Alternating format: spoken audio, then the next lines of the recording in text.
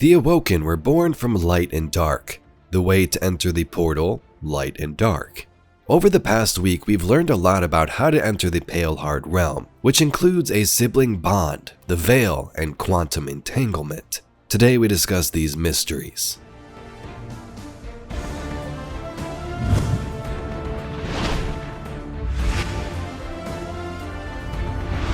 The light pierces the darkness, not like the sunrise, not like a wall or a flood, but a single crepuscular ray, a finger of radiance that reaches out through the deepest night to touch her. It illuminates Mara, Aldwin, and Yang Liwei. It is not quite enough. It cannot vanquish the shadow. Thus, Mara finds herself drifting on the edge of light and darkness, on the dusk and dawn gradient between the two. She feels a contest, a battle fought, an equilibrium reached.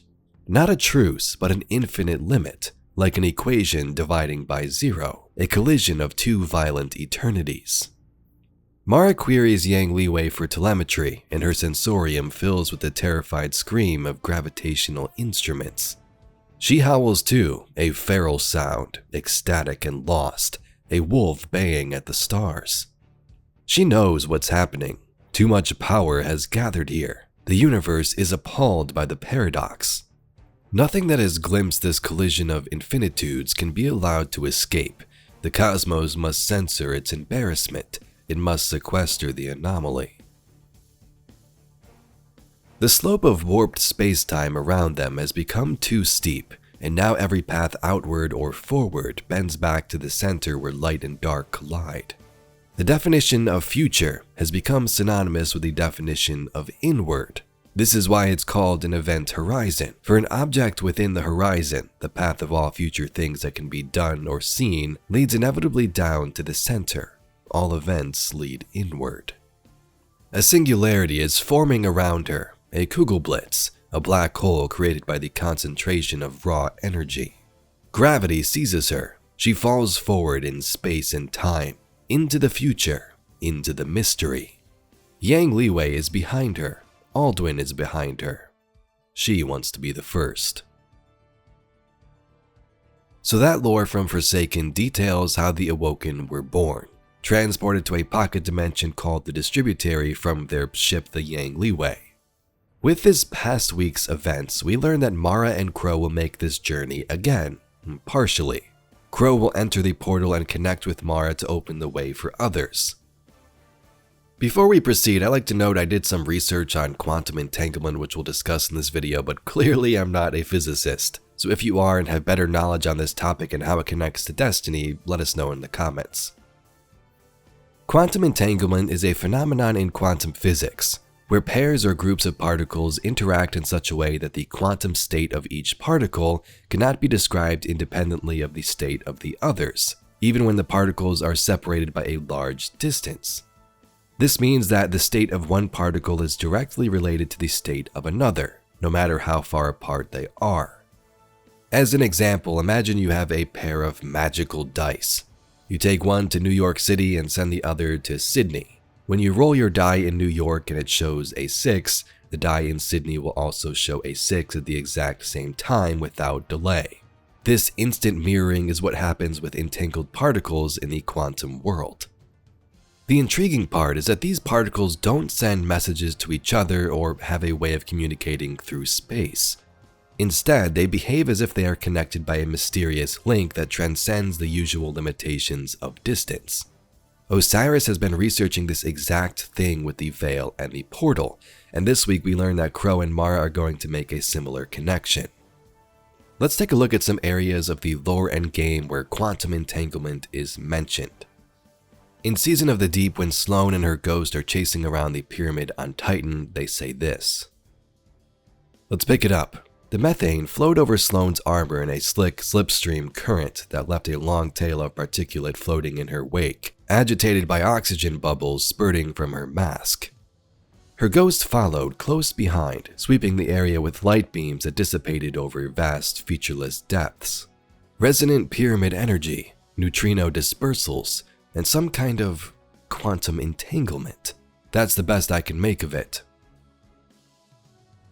In parting the Veil 15, Dr. Essie theorized that the paracausal energy of the traveler operated on a quantum wavelength parallel to electrons.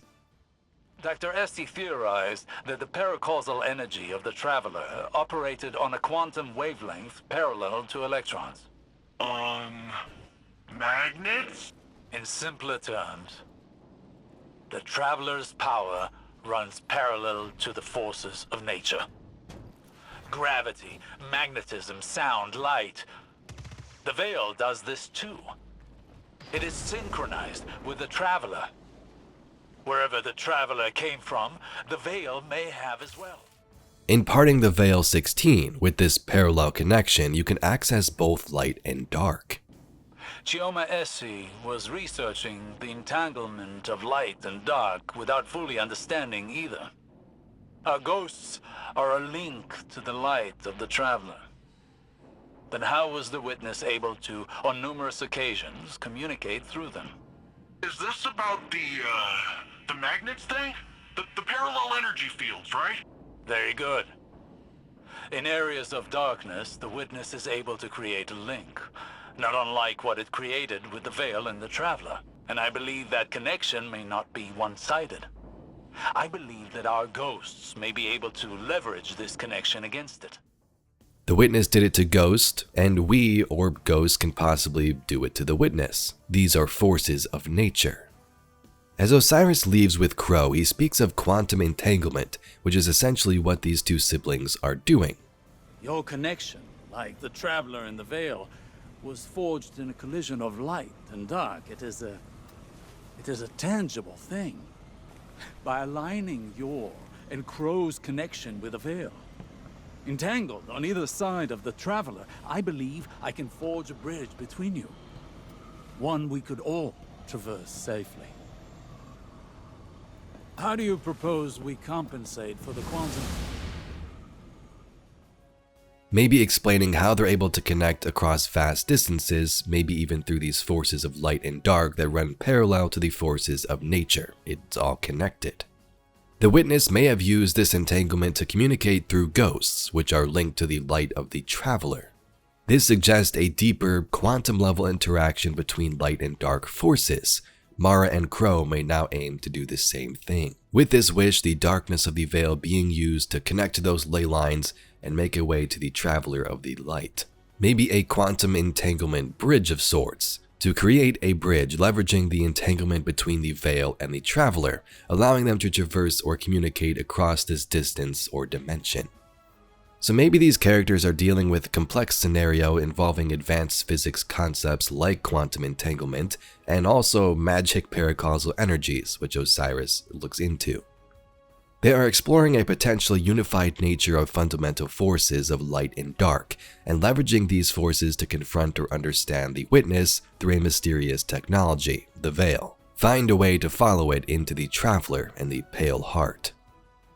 The story of the Awoken is coming full circle though. Mara wanted to return to Seoul for a purpose. She and her people could have stayed in the distributary paradise forever. Sure, the final shape may have affected it still, but they wouldn't have had to deal with losing people like Sir Ido, encounter foes like Oryx and Aldrin Sov's corruption. Mara and Crow have had questionable moments in their past, but as we see this season's events unfold and lead toward that final battle of the universe, we can see how they've changed. Mara apologizes for the way she interacted with Aldrin, used him.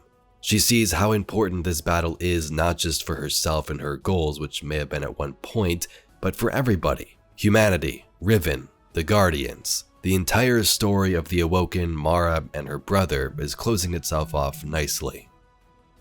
Anyway, Guardians, that's all we got for today's video. After looking at this week's story, yes, there's all these magics and paracausal stuff going on, but I thought it'd be fun to try and look at it scientifically, kind of like Osiris does. When he leaves with Crow, he mentions quantum entanglement, so naturally I was like, what does that even mean? So not sure if I presented it correctly, but hope you enjoyed nonetheless. If you'd like to see some more Destiny lore and mysteries just like this video, please be sure to subscribe to the channel. I thank you very much for watching, and I'll catch you all in the next video.